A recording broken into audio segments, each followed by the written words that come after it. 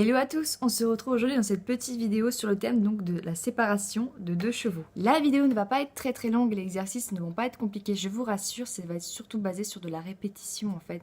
Vous allez pouvoir faire plusieurs fois les exercices dans votre quotidien, à n'importe quel moment, c'est pas très compliqué en soi, c'est vraiment juste de répéter, de s'entraîner tous les jours. Donc je vais vous présenter mes petits exercices que j'ai pu apprendre à mes blonds afin que la séparation puisse se passer de façon sereine et sans s'énerver ou quoi que ce soit.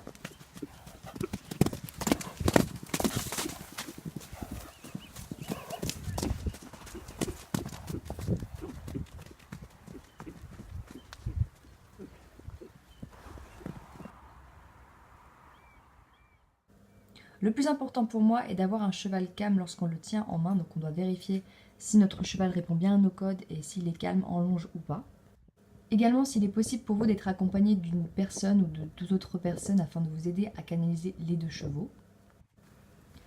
Je commence doucement par une petite séparation, donc c'est-à-dire que mes chevaux peuvent se sentir, peuvent se toucher, peuvent se voir. Je m'aide d'une barrière et je regarde justement leur réaction, s'ils sont calmes ou pas calmes. Donc là, en l'occurrence, ils le sont. Seconde étape, je commence à marcher le long de la barrière, donc sans trop m'éloigner. Là, du coup, mes chevaux ne peuvent plus se toucher, mais peuvent se voir, s'entendre. Choupa était en train de brouter et j'ai remarqué qu'il commençait à marcher, donc je me suis arrêtée afin de voir comment il allait réagir. Et au final, il s'est juste un petit peu éloigné pour aller brouter ailleurs. Donc j'ai continué l'exercice.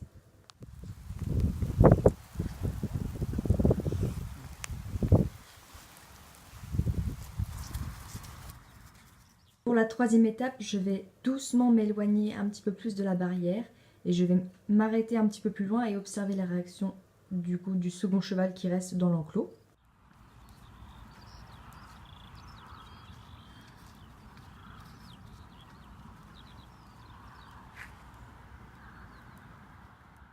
On s'arrête avec mon petit Choupa et on observe le comportement de Canaille. Et là, il est plutôt calme, donc on revient.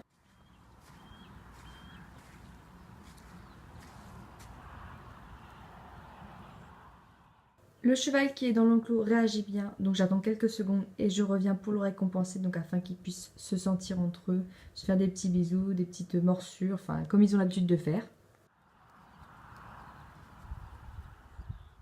Si le cheval qui était resté dans l'enclos commence un petit peu à paniquer, je serais revenue le voir, le rassurer, et j'aurais recommencé l'étape, mais en m'éloignant beaucoup moins.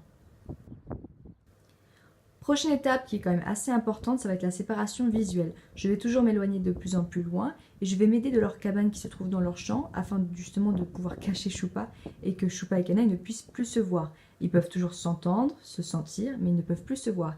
Et j'observe le comportement de Canaille. Ensuite, on continue toujours petit à petit à s'éloigner de plus en plus loin, jusqu'à temps que que les deux chevaux du coup soient complètement calmes et que vous puissiez sortir tranquillement en extérieur.